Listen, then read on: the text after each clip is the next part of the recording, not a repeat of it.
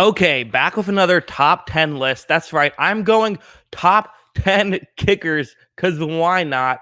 Couple of honorable mentions. Matt Prater is very good. I think that he's kind of the guy who it seems like the better kickers are the ones who are maybe more accurate, even if you don't have the biggest leg. He has a huge leg and it's still pretty accurate, just not quite as accurate as the top 10 guys at 83.2% for his career. You also have Josh Lambo, who I think a lot of people would have in the top 10. I just have just barely below it. And listen, his last two seasons, he's 38 for 39. So it's not that he's been missing.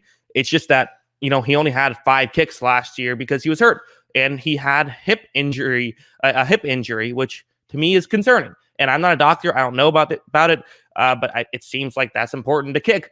And I don't know where his timeline is at. If he's fully healthy, he immediately jumps into the top 5. But I just don't know if he's healthy. And so that's a little concerning. And the way I view these lists is if I could pick someone to be on my team, this is the order I would pick them in. So the injury kind of drops him out of the top 10. But again, it's not a talent thing. It's just the injury. So number 10, I have Ryan Succop right here for the Tampa Bay Buccaneers. He was, his career kicking percentage isn't anything crazy. It's right around where Prater's is at 83.0%.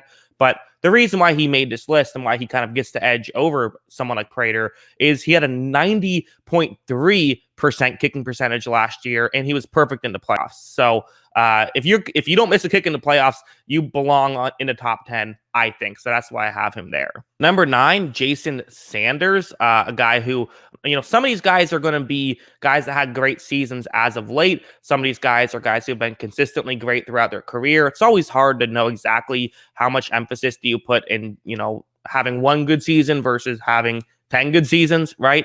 But Sanders was 18 for 20 last year and is a career 86.5 kicker. So that's why I have him there. Number 8, Daniel Carlson is a little bit lower career-wise at 84.1%, but had a 94.3% kicking percentage last year. So, was a little better than Sanders then. And that's kind of how do you weigh these things? Do you go with a guy like Daniel Carlson, who had a better season last year, or do you go with a guy like Sanders, who's been a little bit better, over a bit of a longer sample size? I'm going to go with the guy who, I've seen do it better recently, because I also think that Carlson, when he was with the Vikings, there's the Vikings curse right there. So I think that his numbers are a little bit lower because of that. So that's why I'm going to have him here. But again, I can't completely forget about that. So that's why he's not higher on the list. Number 7, I am going with Will Lutz, who, he's a career 86.6 field goal percentage guy. And he pretty much just always, stays around there. He's been very consistently good for the New Orleans Saints. So that's why I have him here. Number 6, I have Jason Myers right here, and not Jason Sanders. I often confuse those two. Myers is the guy who plays for Seattle. Sanders, the guy who plays for the Dolphins. Myers is a guy who, again, kicking percentage for a career right around where Will Lutz is at, he's 86.2. Lutz is 86.6, so basically the same. But the tiebreaker for me was Myers was a perfect 24 for 24 last year. So that's going to get you a little, you're splitting hairs between the two, so that's why I gave him the nod. Number 5, I am going with Mason Crosby, who his total numbers aren't as good as some of these other guys. He's 81.8 career kicking percentage, which is the lowest on this list and lower than a couple guys who are not on this list. But the reason why I still have him here is I think he's really improved his game as of late. And obviously, he's always been a guy who's made clutch kicks, and so that's something that matters if you can make one in the clutch. I mean, I'm sure you can find missed field goals here and there from everyone in a clutch moment, but really, the Dallas game, like, okay, crucial moment, you made 2 long field goals, so good job there.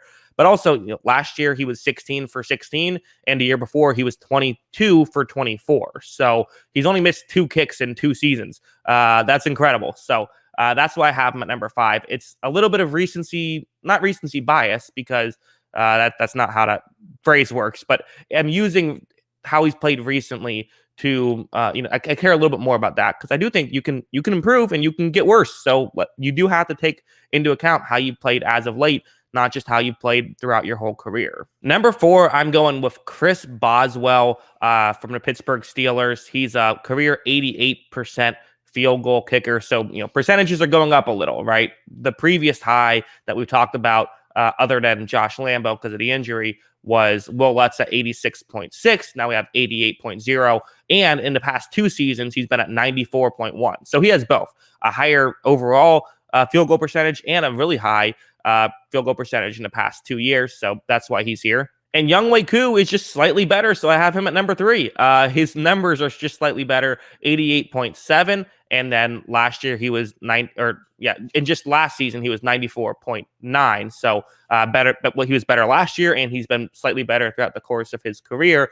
And also, I'm not sure how much you take into this. I didn't really focus on this, but he can make an onside kick too. So you got that added aspect as well. So that's why he's at number 3. Number 2, I am going with Harrison Butker, who is just, he's an incredible kicker. His career percentage, 90.3, which is just an awesome percentage. I mean, that's incredible. He can make clutch kicks. He has a big leg. The only reason he's not number 1 is, again, he's playing with maybe the GOAT kicker right now. And that guy is Justin Tucker. Of course, it's got to be Tucker, right? 90.7%. I feel like the only time he misses the kick is when Joe Buck says that he's absolutely not going to miss a kick right before he goes to kick it. So he's an incredible kicker. He absolutely belongs at number 1 on this list. It's a hard argument to put anyone else there. Maybe doesn't have the biggest leg out of everyone on this list, but what he doesn't necessarily have in leg, he has in accuracy, which seems to be more important because he can make just about every kick. He's a guy who it's always a shock when he misses the kick. It's never like, oh yeah, that was a hard kick. It's always he missed a kick, and and you're saying like, yeah, it was 73 yards, and it's Justin Tucker. He doesn't miss kicks, so that's why he's at number 1. And he has missed some key kicks, which is he's missed a couple. I mean, there was obviously the extra point in the Saints game and that infamous moment where he I still blame the wind for that one. I still think the wind was the reason for that one. And again, the Buffalo game, which also wind factored in. So maybe that's his weakness, is a very windy day. He can struggle. But if it's a clear day, if he's in a dome, he's making the kick. It's just that simple. So that's why I have him at number 1. What do you guys think? Where do you disagree? I'm sure everyone has already made their own top 10 kickers list because that's, a big thing people do, I'm sure. Not really, but, I hope you guys enjoyed this video. And of course, as always, thanks for watching.